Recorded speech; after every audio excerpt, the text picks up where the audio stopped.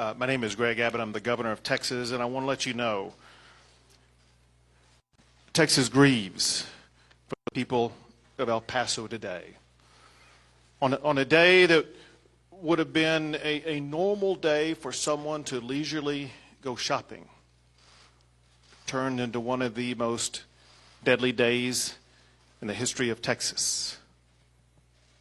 Lives were taken who should still be with us today. 20 innocent people from El Paso have lost their lives, and more than 24 more are injured. We, as a state, unite in support of these victims and their family members. We want to do all we can to help them, to assist them. We pray that God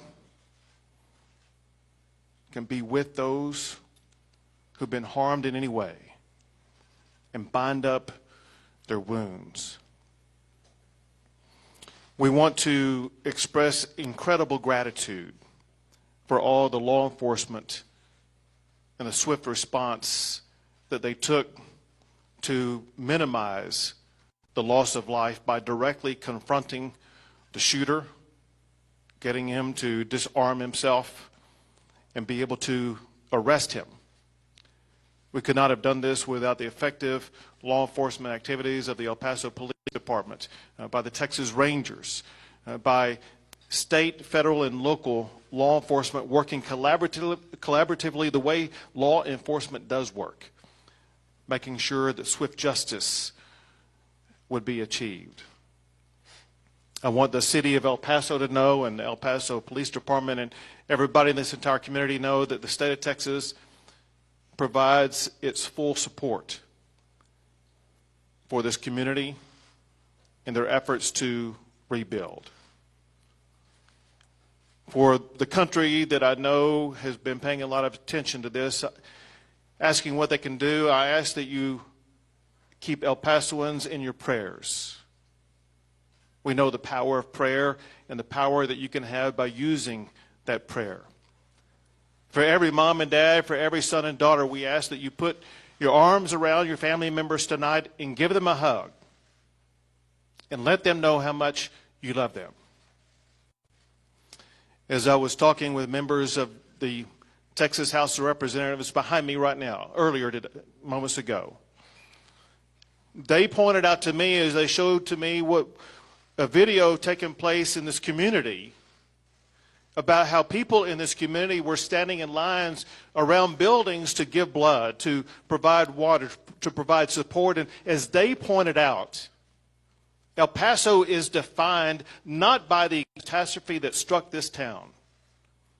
The way El Paso is really defined is the way this community comes together and supports each other to bridge the divide of this catastrophe that's happened today toward the pathway of where El Paso will be tomorrow. Texas and everybody in this community, we must do one thing today, one thing tomorrow, and each and every day after this. We must unite. And especially, I want to emphasize the importance of every man and woman, black, brown, white, whatever your race may be. Now is the time for Texans to come together, to support each other, to help these families in need, and to make sure that El Paso is going to be able to take a step forward that it needs to take. I've known for more than 2 decades a man who has a passion for El Paso and the people of this town. And it's your great mayor who will speak next. Thank you, Governor. We appreciate your attendance here under these circumstances. This is a tough time for El Paso, something none of us would have ever imagined. My condolences and prayers go out to all of El Paso as we mourn those who have been impacted by this tragedy.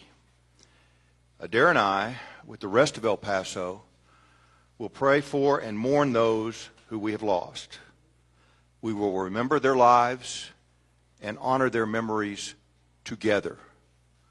Our community will not be defined by this senseless, evil act of violence. We will be defined by the unity and compassion we showed in the wake of this tragedy. United, our community will heal. El Paso is too strong to be broken by a cowardly act like this one. I want to assure the El Paso community that we are safe. We are safe.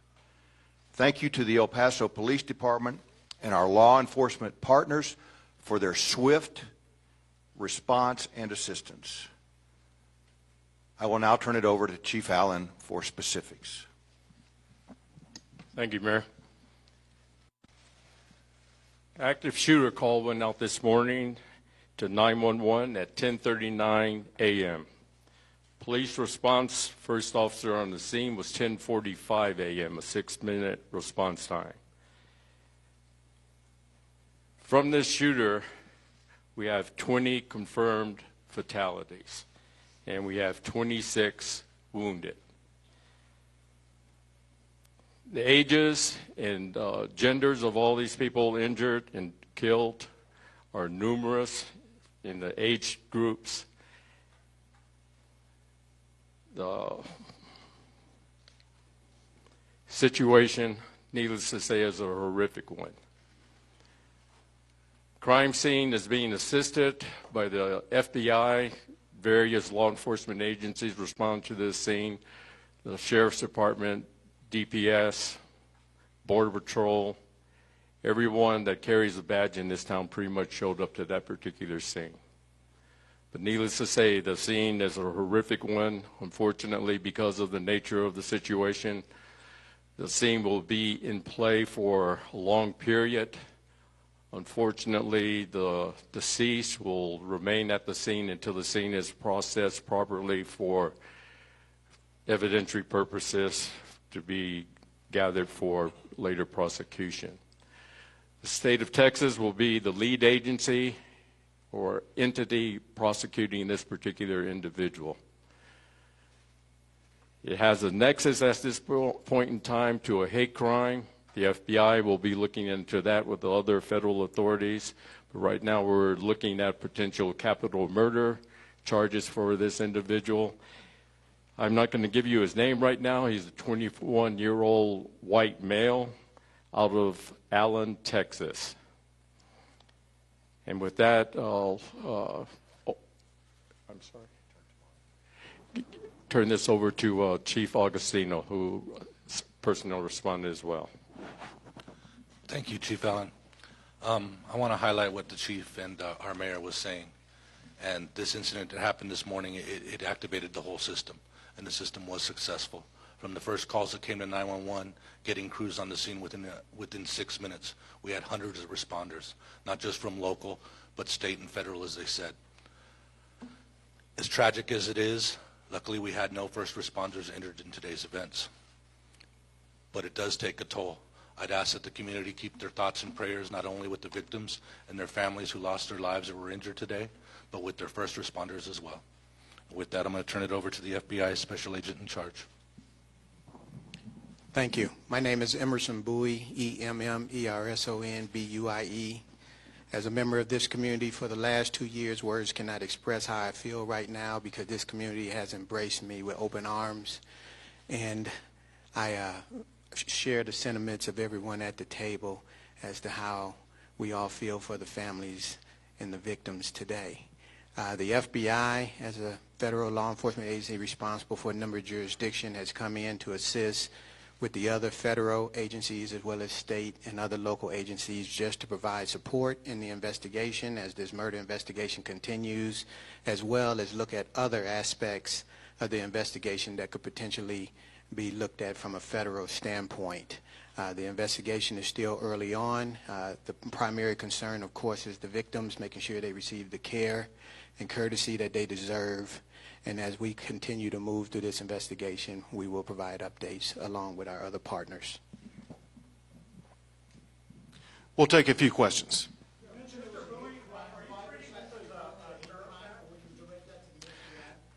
It would be best for the FBI to answer that question. Would you repeat the question?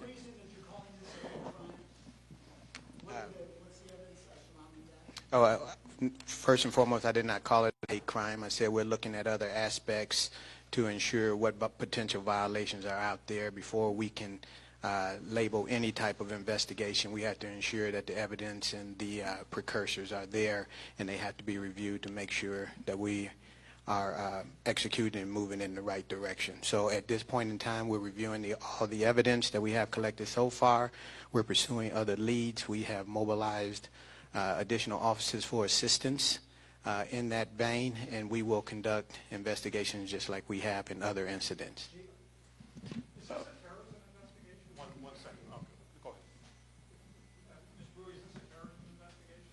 Again, no, right now it is a murder investigation. There is potential for a number of different other types of violations, and we're reviewing all the evidence to make a determination as to what potentially else is out there in addition to the violations that have been stated that the local authorities are pursuing. And in that vein, we will assist them in that effort as we work together with state and local and other federal agencies all over the country to do, and we will keep you updated as the investigation proceeds. Right now, we have a manifesto from this individual that indicates to some degree it has a nexus to potential hate crime. I didn't mean to step on the FBI's toes on that, but we are taking this down the road of simply a murder investigation with numerous casualties. And as I said, the state of Texas will be the lead prosecuting agency in this. Pardon me, sir? Well, I can't get into specifics on that right now because we have to validate for certainty that this was the manifesto from this individual that we've arrested. So with that in play, we still have to be aware of the fact that this person is still entitled to fair process as far as the law. We don't want to complicate that by making any statements right now that might be tainting the investigation.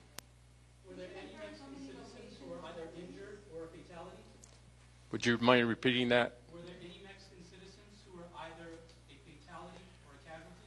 We're not able to ascertain that right now simply because hospitals will not release that information to us specifically. Can you confirm the number of locations where the shootings occurred and the types of weapons that were used? Again, those are details that we're going to keep under play right now as far as the investigation goes. We have one weapon that was put on social media. I'm sure you're aware of that, which was a AK-47. We don't know if those pictures released in social media were the actual individual. So right now, again, going back to the fair process for this individual, we don't want to taint the investigation by matter-of-factly saying things right now. Without getting too deep into that, how could this have happened? What is it about this individual or the amount of firepower they have that allowed them to cause this? You mind repeating that? I know you can't get into too many specifics, but this one individual and the firepower they had, how is that able to let them hurt this many? The capability of the weapon allowed that, and then his intent. And then the location where he chose was a Walmart, a supermarket, where people are in large numbers there. So if you're firing randomly at people, you can cause a lot of damage. Would you chalk this up to the tax holiday to a certain extent? Again? The fact that there were so many people inside, would you track it up to the tax holiday? No. Chief, just to be clear, there was only one suspect, there was not another suspect? Again, the initial information coming in was several suspects. That information was put out to the field. We had misleading information going to different locations as far as supermarkets. Costco was one location. Dillard's was another. Everyone was responding to that. Social media somewhat influenced that, but in the final analysis of all this, the suspect was arrested at Sunmount and in Viscount, which is on the west side of the Walmart out there where the initial shooting took place. And was he arrested by El Paso police officers? I'm sorry? He was arrested by El Paso police officers? Yes. And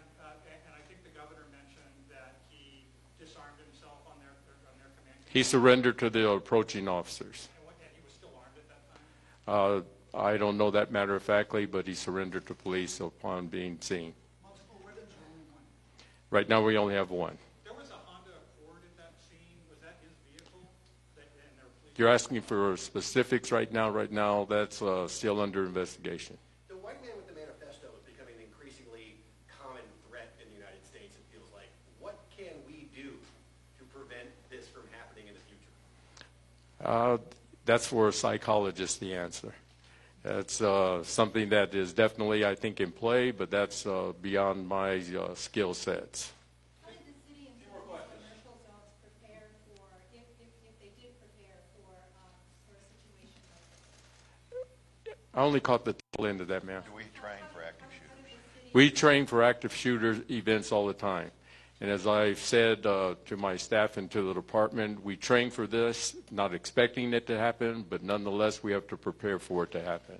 And we try to get the community as much as involved as we possibly can to participate in these events so that everyone is understanding what this potentially might cause. Governor Abbott, what do you plan on doing to ensure that this doesn't happen again in our community? This responding to a situation like this to try to make sure it doesn't happen again is a replication of what we just went through during the last legislative session. It was May a year ago when we had the horrific tragedy of the shooting at Santa Fe High School that led to 3 days of hearings that I conducted at the Capitol to get input from people who are educators, who are students, who are victims of shooting crimes, as well as experts in all different kinds of fields to help us be able to strategize the best ways to keep students safe and to prevent incidents like that from happening again. That led to hearings that were conducted by the legislature before the session began, then additional hearings, and then legislation that was passed by the state of Texas and is now law that includes bill after bill after bill that makes sure that we are doing more than ever before to keep students safe at school. During that time, we did not, as far as I know, evaluate for and plan for an incident like this. That said, I can tell you that perhaps the most profound and agreed upon issue that came out of all of those hearings was the need for the state and for society to do a better job of dealing with challenging mental health-based issues. We know that's a component to shootings that take place in schools. I think it's a fact. It probably is a component to any type of shooting that takes place, including, for example, the shooting that took place in Sutherland Springs. Bottom line is mental health is a large contributor to any type of violence or shooting violence, and the state of Texas this past session passed a lot of legislation and provided funding for the state to better address that challenge.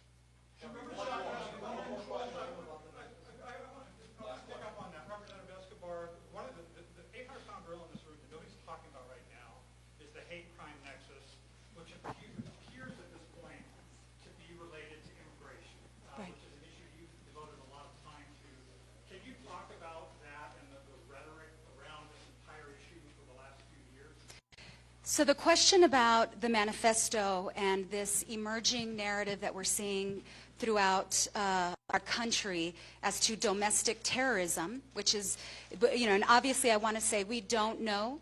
We have to allow the investigation to continue. I respect the process, very much so, but without regard to this particular instance, not speaking about this particular instance, which is still under investigation, but the manifesto narrative is fueled by hate, and it's fueled by racism and bigotry and division. And I want to say the national media is watching. El Paso has historically been a very safe community. We've been safe for decades. We will continue to be safe. This is someone who came from outside of our community to do us harm. A community that has shown nothing but generosity and kindness to the least among us. Those people arriving at America's front door. And so we'll wait to see what happens with this investigation.